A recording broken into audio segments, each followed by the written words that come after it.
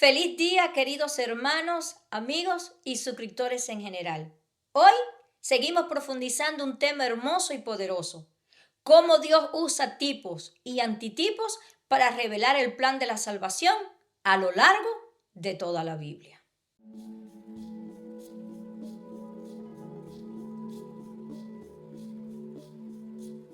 Lo que Dios mostró en sombras, Él mismo lo iluminó en Cristo. La Biblia interpreta su propia tipología. No somos nosotros quienes decidimos qué es el tipo o cómo explicarlo. Es la Biblia misma la que establece las conexiones. Por eso, las Escrituras revelan tres fases antitípicas en el cumplimiento de cada tipo. Número 1, cristológica, cumplido en Cristo. Número 2, eclesiológica, cumplido en la iglesia, su cuerpo. Número 3, escatológica, cumplido al final de los tiempos. Esta estructura nos ayuda a ver la armonía perfecta entre el Antiguo y el Nuevo Testamento y nos recuerda que Cristo es el centro de todo. Ahora veremos tres grandes tipos del Antiguo Testamento: Israel, el Éxodo y el santuario. En ellos se cumplen estas tres fases. Empecemos con Israel, el pueblo escogido. En Mateo 2:15 encontramos la fase cristológica. Y estuvo allá hasta la muerte de Herodes, para que se cumpliese lo que dijo el Señor por medio del profeta cuando dijo: de Egipto llamé a mi hijo. Jesús es presentado como el verdadero Israel. Así como Israel salió de Egipto, Cristo revive la historia de su pueblo para cumplirla perfectamente. Ahora veremos la fase eclesiológica. Y a todos los que anden conforme a esta regla, paz y misericordia sea a ellos y al Israel de Dios. Gálatas 6:16. La iglesia, compuesta por todos los creyentes fieles, es llamada el Israel de Dios. No es un reemplazo arbitrario, es el cumplimiento del propósito original de Dios para un pueblo obediente y misionero.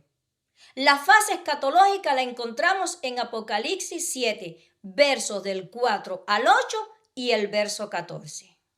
Y oí el número de los sellados, 144,000 sellados de todas las tribus de los hijos de Israel. De la tribu de Judá, 12,000 sellados. De la tribu de Nectalí, 12,000. De la tribu de Manasés, 12,000. De la tribu de Simeón, 12,000. De la tribu de Leví, 12,000. De la tribu de Isaacar, 12,000. De la tribu de Zabulón, 12,000. De la tribu de José, 12,000. De la tribu de Benjamín, 12,000. Y yo le dije: Señor, tú lo sabes. Y él me dijo: estos son los que han salido de la gran tribulación y han lavado sus ropas y las han emblanquecido en la sangre del Cordero. Las 12 tribus aparecen nuevamente, ahora como símbolos del pueblo fiel que permanece en pie cuando Cristo regrese. Ahora analizaremos el Éxodo. La liberación divina en la fase cristológica la encontramos en Mateo capítulo 2, verso del 19 al 21. Mas después de muerto Herodes, he aquí un ángel del Señor apareció en sueños a José en Egipto, diciendo: levántate, toma al niño y a su madre y vete a tierra de Israel, porque han muerto los que procuraban la muerte del niño. Entonces él se levantó y tomó al niño y a su madre y vino a tierra de Israel. Jesús revive el éxodo al regresar de Egipto. Él es el nuevo Moisés que nos libera del faraón del pecado. La fase eclesiológica la encontramos en 2 de Corintios capítulo 6, verso 17. Por lo cual, salid en medio de ellos y apartaos, dice el Señor, y no toquéis lo inmundo, y yo os recibiré. La iglesia es llamada a salir espiritualmente del pecado, salir de la idolatría, salir del mundo. La fase escatológica está en Apocalipsis, capítulo 18, verso 4. Y oí otra voz del cielo que decía: salid de ella, pueblo mío, para que no seáis partícipe de sus pecados, ni recibáis parte de sus plagas. Ahora analizaremos el santuario. La presencia de Dios en su fase cristológica la encontramos revelada directamente en Jesús. Respondió Jesús y les dijo: destruid este templo y en 3 días lo levantaré. Juan 2:19. Y el mismo evangelista explica lo que Jesús quiso decir en Juan capítulo 2, verso 21. Mas él hablaba del templo de su cuerpo. Aquí Jesús anuncia que el templo verdadero no es un edificio, sino su propia persona. Y el mismo Juan en el capítulo 1, verso 14, también nos dice: y aquel verbo fue hecho carne, y habitó entre nosotros, y vimos su gloria, gloria como del unigénito del Padre, lleno de gracia y de verdad. Este texto conecta la presencia de Dios con la encarnación. El Verbo se convierte en tabernáculo viviente entre los seres humanos. De esta manera, la Biblia confirma que Cristo es el verdadero templo, el cumplimiento de todo sacrificio y de cada símbolo del santuario. La obra de Cristo continúa ahora en su iglesia y por eso pasamos a la fase eclesiológica, donde el templo ya no es un lugar, sino un pueblo. ¿No sabéis que sois templo de Dios y que el Espíritu de Dios mora en vosotros? Si alguno destruye el templo de Dios, Dios le destruirá a él, porque el templo de Dios, el cual sois vosotros, santo es. En 2 Corintios 6:16, Pablo declara que la iglesia, nosotros, somos el santuario donde Dios habita. ¿Y qué acuerdo hay entre el templo de Dios y los ídolos? Porque vosotros sois el templo del Dios viviente. Como Dios dijo: habitaré y andaré entre ellos, y seré su Dios, y ellos serán mi pueblo. Esta afirmación lo profundiza aún más. Dios no habita en edificios, sino en su pueblo redimido. La iglesia es ahora el templo vivo donde Dios reside mediante el Espíritu Santo. Finalmente, la Biblia nos lleva a la fase escatológica, donde el santuario alcanza su plenitud en la eternidad. Al que venciere, yo lo haré columna en el templo de mi Dios, y nunca más saldré de allí, y escribiré sobre él el nombre de mi Dios, y el nombre de la ciudad de mi Dios, la nueva Jerusalén, la cual desciende del cielo de mi Dios, y mi nombre nuevo. En Apocalipsis 11:19, la promesa abre la escena final: un santuario celestial y un pueblo preservado para siempre. Y el templo de Dios fue abierto en el cielo, y el arca de su pacto se veía en el templo, y hubo relámpagos, voces, truenos y un terremoto y grande granizo. El santuario celestial se revela plenamente, mostrando que la obra de Dios continúa más allá de la tierra. Y en Apocalipsis 21:3, esto es el clima.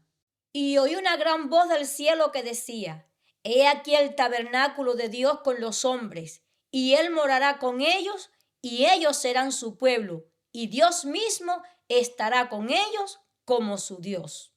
Qué alegría saber que Dios habitará con nosotros para siempre. Ya no habrá más templo físico. No vi en ella templo, porque el Señor Dios Todopoderoso es el templo de ella y el Cordero.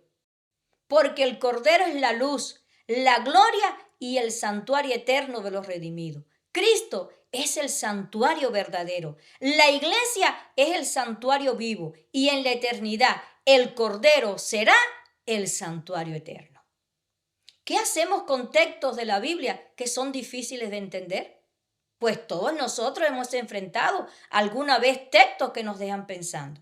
Cuando eso ocurre, la Biblia nos invita a orar por el Espíritu Santo, a comparar escritura con escritura, estudiar con humildad, no para debatir, sino para crecer, pedir consejo espiritual de personas fieles y experimentadas, esperar en Dios.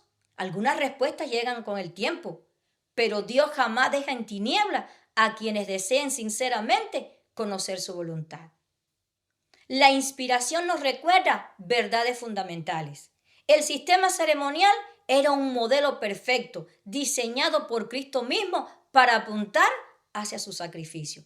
Cada símbolo, cada ofrenda, cada sacrificio apuntaba a Jesús. Cuando Cristo murió, la sombra encontró la sustancia. La tipología no es un ejercicio académico, es una invitación para que nosotros veamos a Cristo en toda la Biblia, para que entendamos la coherencia del plan de la redención, que caminemos con mayor reverencia, obediencia y esperanza. Hoy que el Espíritu Santo nos enseñe a leer la Biblia con ojos nuevos, reconociendo a Cristo en cada página y a nosotros en cada llamado. Que vivamos como el Israel de Dios, listos para salir del Egipto espiritual y caminar hacia la tierra prometida. Que nuestra oración hoy sea: Padre de amor, ayúdanos a comprender, amar y desear profundamente tu palabra. Enséñanos a ver a Cristo en cada tipo y en cada sombra. Líbranos de la confusión. Guíanos a tu verdad por el Espíritu Santo. Permítenos vivir como tu pueblo y mientras caminamos hacia la esperanza eterna, que tu gracia y cuidado no nos falte nunca. Lo pedimos en el nombre de Jesús. Amén.